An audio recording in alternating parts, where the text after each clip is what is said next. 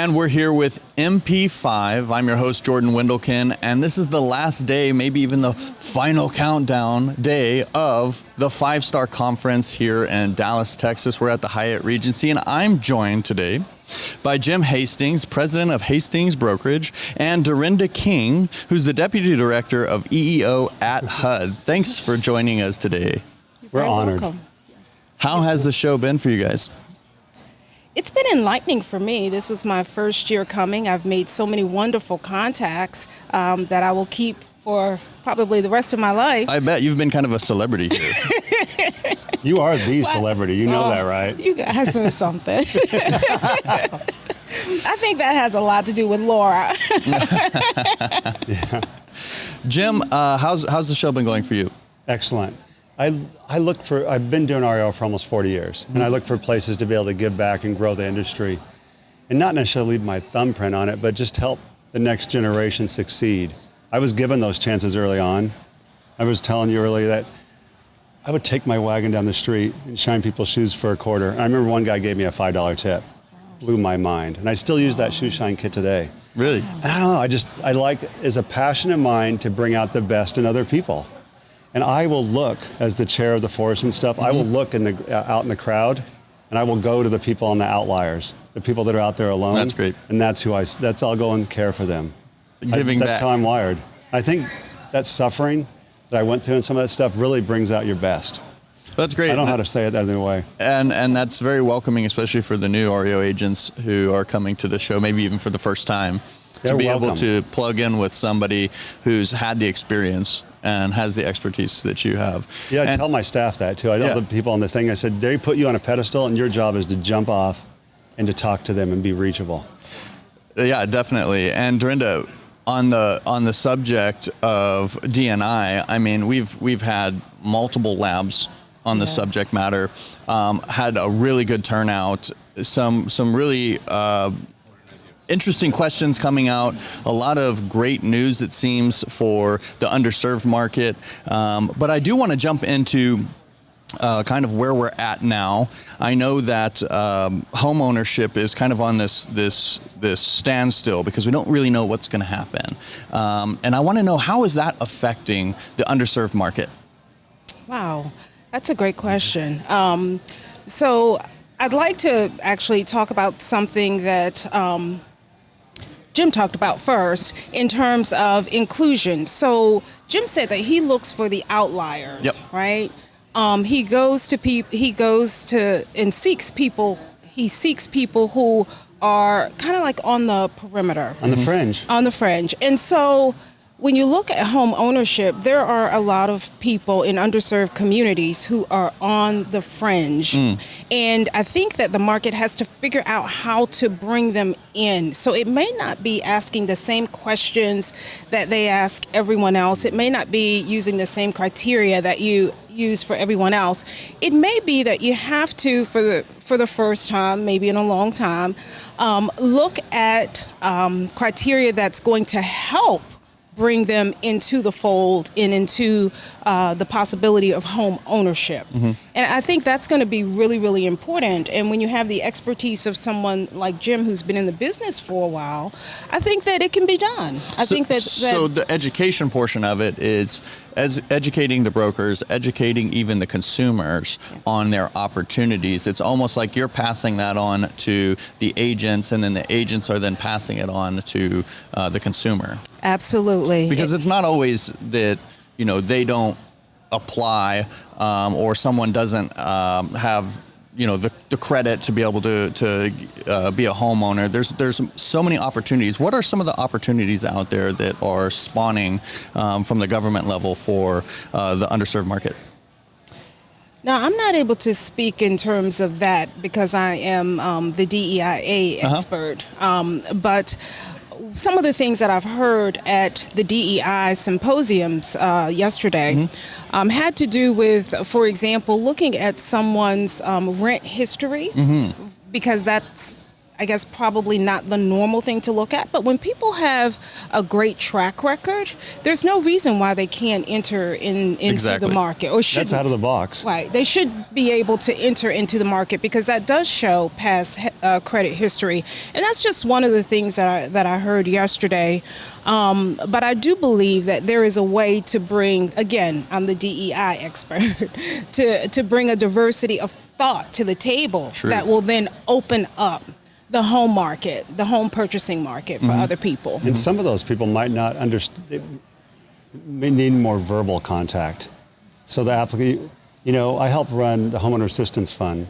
I'm on the board of directors for the state of Nevada, where Biden administration gave each state, and I think it's important to mention that the Biden administration has sent out funds throughout America to help people struggling with the post-COVID-19 impact.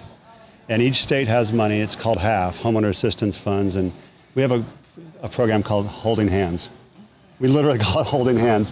So some people in some other areas don't understand. They aren't going to fill out. They aren't going to have web access. They aren't going to have those different things. You need to call them and talk to them and tell them it's okay. Find the outliers and care. And it might take a little more time, but I think that's what we're here for. So as part of Force and your involvement is educating and motivating the REO agents to expand their knowledge and the different opportunities that they have to impact the community? Yeah, absolutely. I tell them over and over and over, like a broken record, that people can hear, you're in the service industry. You are here to serve. You are not here to be served. That's the rules. That's kind of the code, right? Mm-hmm. And so I think we need to remember that and care about that. And again, I look for the least of these. When I go out into the meetings and stuff, I'll look for the people that's sitting out there on the edge, that are feeling a little nervous to be there or their first time. I literally look for them, and I'll sit by them and talk to them. So, Dorenda, what are some of the ways that you are working to foster those diversity and inclusion efforts? Now, I'm glad you asked about that. Thank you. So at HUD, we are looking at DEI from an internal perspective. And so we started with a strategic plan that was sent to the Office of Personnel Management. And in addition to that plan, we've established champions throughout all the program offices at HUD. And these are folks at the executive level who are really sending out the message about the importance of DEI. Also, it's not just in theory. We are doing things like in July, we had a Diversity Awareness Month. Mm-hmm. And so we brought in guest speakers from the EEOC, from the Job Access Network, who really exposed the concepts and made them very tangible for our workforce because we have work to do internally. In addition to the champions, my office in particular, we share with each program office on a quarterly basis, how they're doing with respect to diversity. And that's just one aspect of it. In terms of inclusion, we're going to have cafes once a month. We're doing TED Talks so that our that's awesome. So that our workforce really does feel included, and they feel as though they have an open space to have dialogue. To be themselves. Great. That's very important. We work with our employee resource and affinity groups so that we can hear what's going on the ground, and we can hear other people's and other groups' perception in the reality and figure out how to work with that and what to do about it. How to best get traction from what's important. And I like what you say, bringing out the best in everyone so that the workforce is able to fulfill the mission of HUD. We're far better together. Yeah. And diversity is our strength. And it's we're doing it here. It needs to be done elsewhere. And I feel like the more it becomes a topic, the less it becomes an issue. Exactly. And if we lead it, it will be followed. Yes. Exactly. We can't expect anyone to do anything that we don't do first. So what are some of the hurdles that you see, Dorenda, in the upcoming future for you? So completely embracing DEI and then having it be sustainable. That's a huge issue. You don't want this to be a one and done. So everything that lifestyle, I look to do, I try to make it. We try to make sure that it's sustainable. over many administrations, over many years, because you really want it to be a part of your life. Right. You don't want it to be something that you're mandated to do. You really want to make people... You want people to want to do it. Yes, absolutely. Absolutely. To naturally look for the people, the outliers. Yes. So you're a part of creating these programs, this initiative. What does that look like for those of us in the industry, and how can we start integrating that into our jobs, into our directives? So if we do our job and we do it well at HUD internally, it also goes to the external, right? So our customers, our stakeholders, our partners. So when you see HUD represented well, we should be the model for what the industry should be doing. And that's the way I think of it. You know, we're doing the work internally so that externally, because there are DEIA efforts externally as well, we emulate what we want to see. It shows up. Yeah. You have to. Yeah. You can't lead without leading, right? You Without can't expect doing people it. to follow. Yeah, you do it first, and you care about it, and you show people the passion, and they'll follow it. So and I'm hoping from this, people will look for the outliers. Right. So on a slightly different topic, Jim, since 1983. You've done over $1 billion in homes, right? In residential REO sales, Right. that is true. And so you've got process.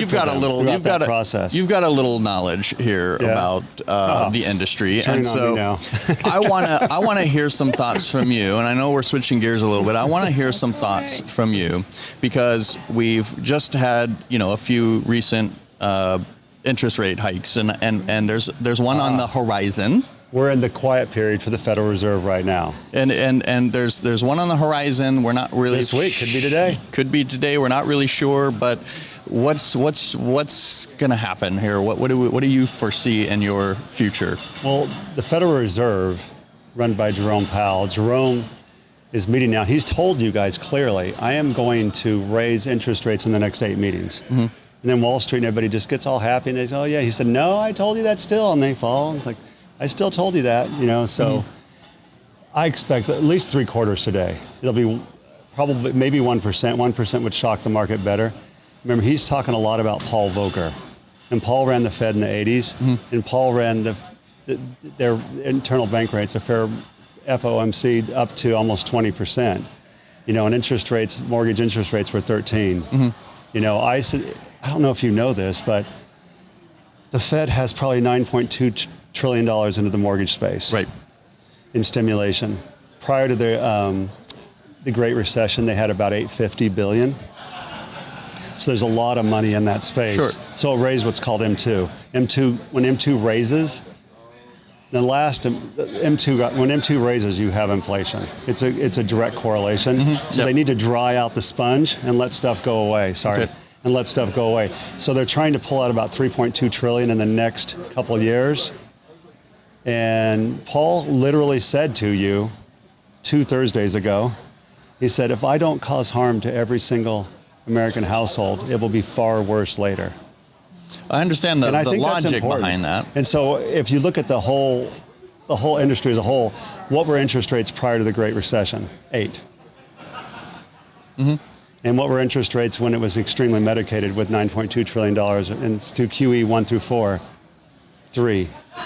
That's unsustainable, and we don't need that now, and I think the industry can live with 8 and be happily ever after. Yeah. So I hope I answered your question. No, definitely. And I like to ramble. The point in the question is that homeowners who are looking to get out of that renter's life is the thought process, because they don't fully understand everything that you just talked about. Like M2, yeah. And then on top of that, the opportunities that are out there.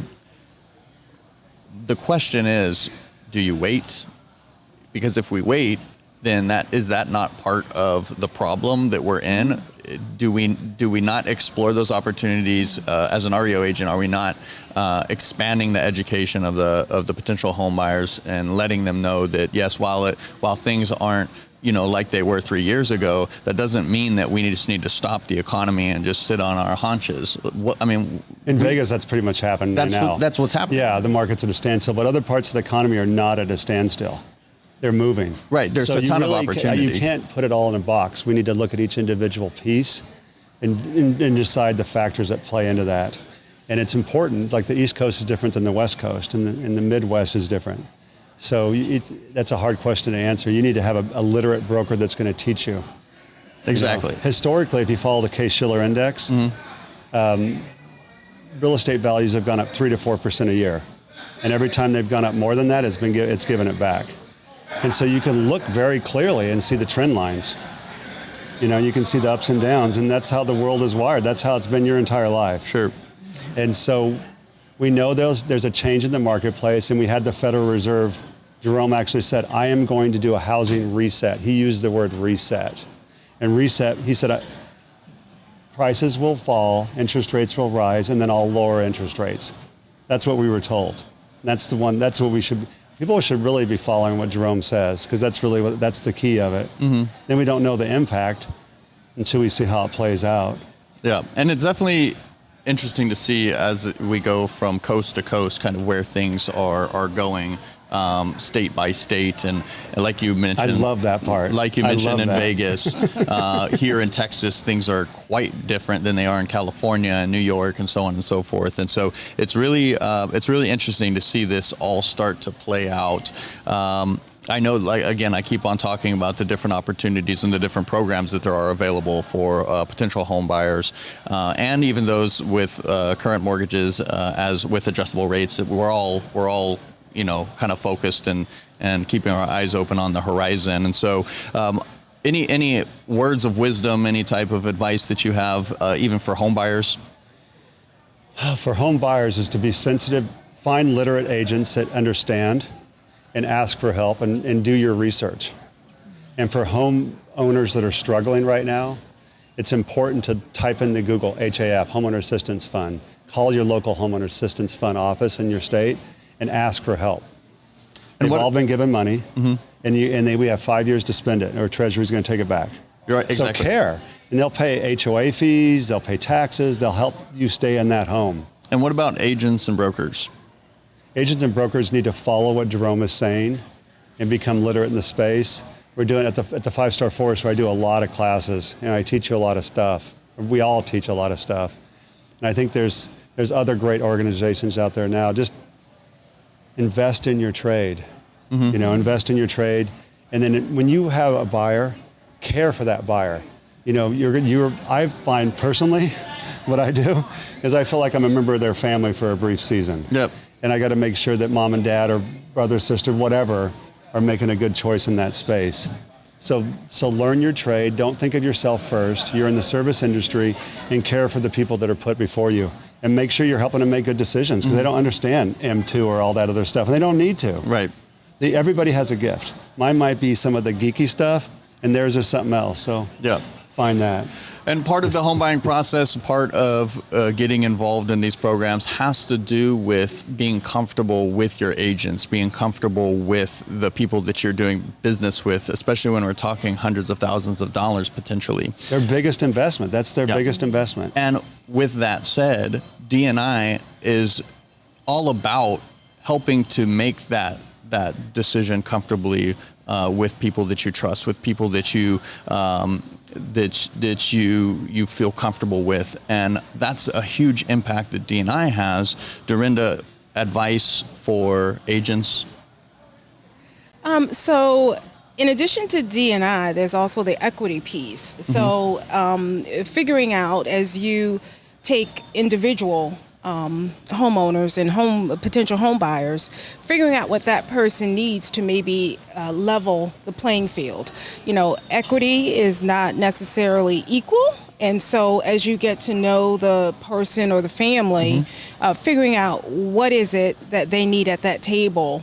What are their weak points? Yeah, and their strengths. Right, Honor. the strengths too. What's going to level the playing field for them to become the homeowner? And then just moving in that direction. So I would call that the diversity, equity, and inclusion piece. Right? So, that makes sense. Can I ask a question? Please. What do you need from the industry? How can we serve you best? I think it's what you and I have been talking about during this entire interview. It is, having that diversity of thought that allows you as the broker to figure out what are the different types of tools that would be helpful to this person or this family who wants to own a home. The education piece, figuring out how you can level the playing field for them, and then bringing them to the table and then hearing what they have to say and figuring out collectively what would be the best product for individuals and the families that you serve. So agents need to have a bigger toolbox and do their homework. And understand, so when they go to those tables, they can bring out multiple tools. Absolutely. Whatever tool fits. Whatever tool is going to fit. And we're so much better. I was doing a class yesterday on main rehab, and I've done this I've rehabbed probably 10,000 homes.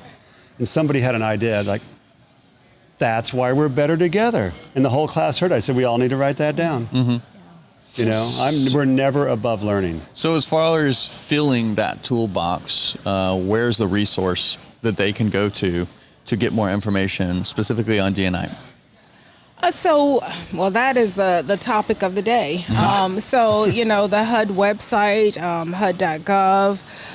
There are other resources. I noticed that here, the reason I'm here is because of the DEIA component with the organization here. Mm-hmm. And actually they are credentialing people, so you can get a certificate. So This may be a great place to start because it's DEI, but it's also in the arena that you work in. And I think that has to be, a superpower. Yeah, that's a tool in your toolbox that you're missing out if you don't have.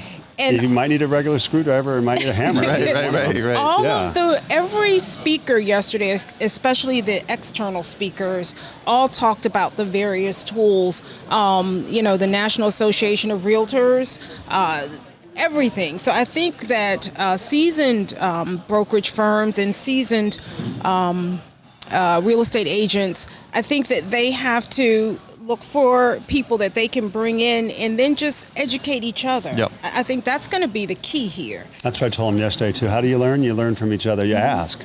Yeah. You don't get proud. Yeah. You don't feel like, hey, I know what I know. You don't get that way. You remain teachable.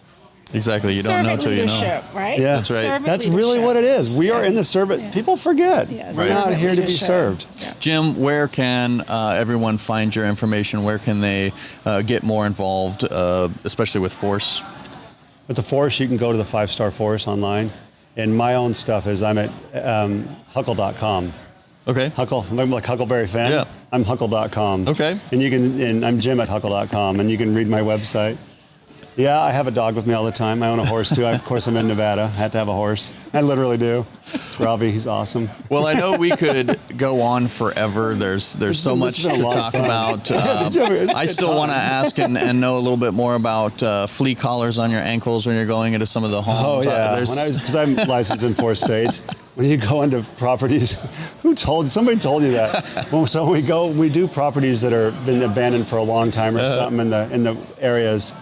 I would take Huckle in, and this is where it all started. I looked down and Huckle had all these fleas on him. He was a white Jack Russell. He looked at me, he would give me a dirty look. I picked every flea off, and I realized you could put flea collars on your ankles. Okay. And then when I go in there and I see those fleas, I wouldn't take Huckle. That's funny. So and they would stay off you, and you tape your ankles with duct tape. More agent tips from Jim Hastings on. And there's plenty more to come. Yeah, exactly. Well, I really appreciate having you guys here. I know that we're extremely excited to get more involved in the D&I space and have more opportunities for agents with Force. It's been an absolute pleasure to have you both here at the conference. It's a huge honor to have you here. I hope you come back. I will. Definitely. It's been exciting. Excellent. And that's another episode of MP5. I'm your host, Jordan Wendelken, and we'll see you next time. MP5 is a resource for industry information. I hope you liked what you've been watching so far. If you have any questions, please reach out to events@the5star.com. Like, follow, and subscribe both YouTube and LinkedIn to stay up to date on all of our news and releases.